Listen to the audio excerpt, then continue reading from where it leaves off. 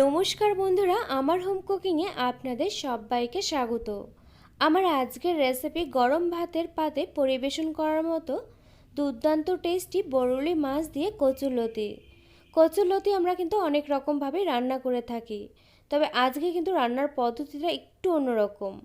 এই পদ্ধতিতে না রান্না করলে রান্নাটা করে ফেলা ঠিক যতটা সহজ মনে হবে, খেতে কিন্তু ততটাই দুর্দান্ত টেস্টি মনে হবে।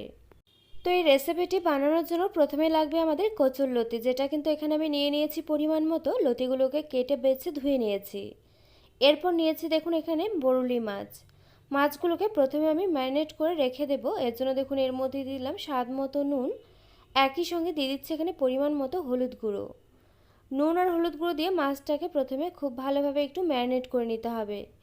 হাতে কিন্তু একটু সময় থাকলে মাছগুলোকে ম্যারিনেট করে যদি একটু সময় রেখে দেওয়া হয় সেটা কিন্তু ভালোই হয়, তবে সময় না থাকলে কিন্তু নাও রেখে দিলে চলবে।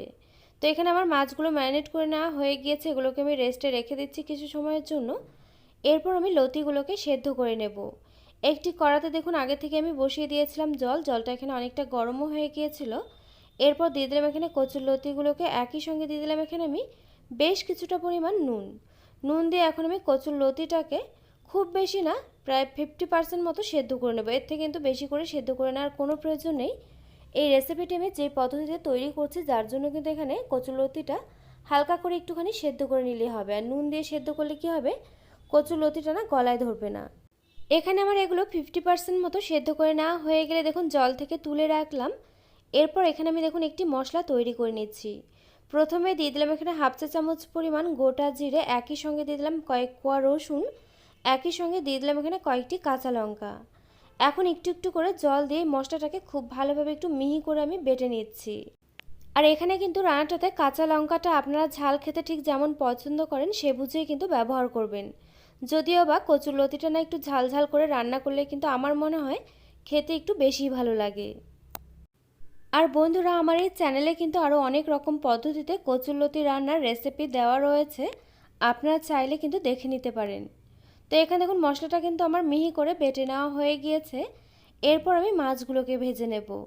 এর জন্য দেখুন কড়াতে আমি দিয়ে দিয়েছি পরিমাণ মতো সর্ষের তেল। তেলটা খুব ভালোভাবে গরম হয়ে যাওয়ার পর এর মধ্যে দিয়ে দিলাম এখানে ম্যারিনেট করে রাখা মাছগুলোকে।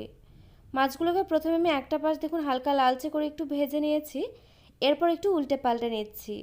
আর এই রেসিপিটি বানানোর জন্য কিন্তু এখানে মাছগুলো অতিরিক্ত কড়া করে ভেজে নেওয়ার কোনো প্রয়োজন নেই, হালকা লাল লাল করে ভেজে নিলেই কিন্তু হয়ে যাবে। মাছগুলোকে কিন্তু আমি উল্টে পাল্টে নিয়ে দুটো পাশই হালকা লাল লাল করে একটুখানি ভেজে নিয়েছি। এরপর এগুলোকে তুলে রাখছি। এরপর কিন্তু এখানে আর কোনো রকম তেলই আমি অ্যাড করছি না, এই তেলে দিয়ে দিচ্ছি এখানে ভাপিয়ে রাখা লতিগুলোকে। এরপর দিয়ে দিচ্ছি এখানে অল্প করে একটুখানি নুন, একই সঙ্গে দিয়ে দিতে হবে এখানে একটুখানি করে হলুদ গুঁড়ো।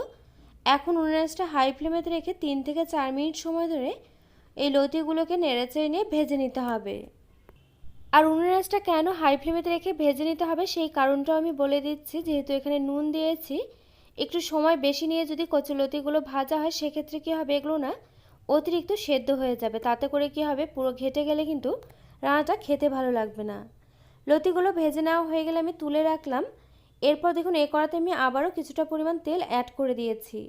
প্রথমে আমি এর মধ্যে ফোড়নে দিয়ে দিলাম কালো জিরে। এখানে শুধুমাত্র আমি কালো জিরে ফোড়নে ব্যবহার করলাম। এরপর দিয়ে দিলাম এখানে দুটো মিডিয়াম সাইজের পেঁয়াজ কুচি। পেঁয়াজটাকে একটু নেড়েচেড়ে নিয়ে হালকা লাল লাল করে ভেজে নিতে হবে। পেঁয়াজটা যখন নেড়েচেড়ে নিতে নিতে এভাবে হালকা লালচে করে ভেজে নেওয়া হয়ে যাবে, তখন আমি এর মধ্যে দিয়ে দিচ্ছি এখানে বেটে রাখা মশলা।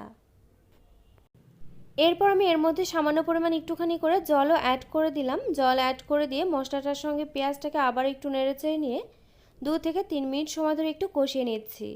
আর একটুখানি জল দিয়ে কষিয়ে নিলে কি হবে, এখানে মশলাটা না কোনোভাবে পুড়ে যাবে না। এরপর দেখুন এর মধ্যে দিয়ে দিলাম স্বাদ মতো নুন, দিয়ে দিচ্ছি এখানে পরিমাণ মতো হলুদ গুঁড়ো, এরপর দিয়ে দিচ্ছি এখানে পরিমাণ মতো লঙ্কা গুঁড়ো। আর এগুলো একটু বুঝে দিতে হবে, যেহেতু আমি কাঁচা লঙ্কা ব্যবহার করেছিলাম আর লতি কিন্তু ভাজার সময় আমি নুন বা হলুদ গুঁড়ো ব্যবহার করেছিলাম। নেড়েচেড়ে নিয়ে মশলাটাকে আমি আবারও কিছু সময় ধরে একটু কষিয়ে নিলাম। এরপর আমি এর মধ্যে দিয়ে দিচ্ছি এখানে একটি ছোট সাইজের টমেটো কুচি। টমেটো কুচিটা দেওয়ার পর আমি মশলাটাকে আবারও কিছু সময় ধরে একটু নেড়েচেড়ে কষিয়ে নেব, যতক্ষণ না পর্যন্ত টমেটোটা ঠিক এভাবে সেদ্ধ হয়ে যাচ্ছে আর মশলা থেকে ঠিক এভাবেই তেল ছাড়তে শুরু করছে। এখানে আমার মশলাটা দেখুন কষিয়ে নেওয়া হয়ে গিয়েছে। এরপর আমি এর মধ্যে দিয়ে দিলাম এখানে ভেজে রাখা লতিগুলোকে। এখন এই মশলার সঙ্গে নেড়েচেড়ে নিয়ে আমি এগুলোকে আবারও 2 থেকে 3 মিনিট সময় ধরে একটু কষিয়ে নিচ্ছি। অতিরিক্ত সময় ধরে কিন্তু কষিয়ে নেওয়ার কোনো প্রয়োজন নেই, যেহেতু এখানে লতিটাকে আমি ভাপিয়ে নিয়েছিলাম, তারপর খুব ভালোভাবে ভেজেও নিয়েছিলাম, আর মশলাটাও যেহেতু খুব ভালোভাবে কষিয়ে নিয়েছিলাম। তো এখানে আমার কিন্তু 2 থেকে 3 মিনিট সময় ধরে আবারও কষিয়ে নেওয়া হয়ে গিয়েছে। এরপর আমি এর মধ্যে অ্যাড করে দিচ্ছি এখানে পরিমাণ মতো জল। রান্নাটা কিন্তু আরও কিছু সময় হবে, সে বুঝে কিন্তু এখানে জলটা আমি ব্যবহার করলাম, যদিও ওই রান্নাটা কিন্তু একেবারেই ঝোলঝোল হবে না। জল দেওয়ার পর ঝোলটাকে আমি 2 থেকে 3 মিনিট মতো একটু ফুটিয়ে নিলাম। ঠিক এরপর কিন্তু এ সময় এর মধ্যে অ্যাড করে দিতে হবে এখানে ভেজে রাখা মাছগুলোকে দিয়ে ঝোলের সঙ্গে আবার একটু খুব ভালোভাবে নেড়েচেড়ে নিতে হবে, যাতে করে মাছগুলোর ভেতর খুব ভালোভাবে তেল মশলাটা ঢোকে। এরপর আমি আবারও রান্নাটা 2 মিনিট মতো করে নিলাম। 2 মিনিট মতো হয়ে গেলে কিন্তু এর মধ্যে দিয়ে দিচ্ছি এখানে হাফ চা চামচের একটু কম পরিমাণ করে গরম মশলা গুঁড়ো দেওয়ার পর কিন্তু আবারও হালকাভাবে একটু নেড়েচেড়ে নিতে হবে। আর এই সময়টা অবশ্যই করে একটু হালকা করেই নেড়েচেড়ে নিতে হবে, যাতে করে এখানে মাছগুলো কোনোভাবে ভেঙে না যায়। আর এইভাবে কিন্তু নেড়েচেড়ে নেওয়ার পর উনুনটা মিডিয়াম টু লো ফ্লেমেতে রেখে আবারও ঢাকা চাপা দিয়ে আমি রান্নাটা করে নিলাম 3 থেকে 4 মিনিট মতো। 3 থেকে 4 মিনিট মতো রান্নাটা করে নেওয়া হয়ে গেলে গ্যাসটাকে আমি অফ করে দিয়ে ঢাকনাটাকে তুলে নিলাম। আর এখানে কিন্তু আমার তৈরি হয়ে গিয়েছে ধোয়া ওঠা গরম ভাতের পাতে পরিবেশন করার মতো দারুণ টেস্টি কচুরলতির রেসিপি। এই রেসিপিটি আপনারা একবার এভাবে বাড়িতে ঝটপট করে ট্রাই করে ফেলুন। আশা করছি ছোট থেকে বড় সকলেই না ভীষণই তৃপ্তি করে খাবে। তো আমার এই রেসিপিটি আপনাদের কাছে কেমন লাগলো অবশ্যই একটি লাইক দিয়ে কমেন্ট করে জানাতে কিন্তু ভুলবেন না, কারণ আপনাদের একটি লাইক একটি কমেন্ট কিন্তু আমাকে এরকম নতুন নতুন ভিডিও বানাতে আরও অনেক বেশি উৎসাহিত করবে।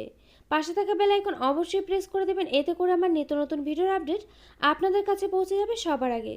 তো আজকের মতো ভিডিওটা এই পর্যন্ত, আবারও পরে দেখা হচ্ছে অন্য কোনো নতুন ভিডিওর সঙ্গে। আর আমার এই ভিডিওটি শেষ পর্যন্ত দেখার জন্য আপনাকে জানাই অসংখ্য ধন্যবাদ।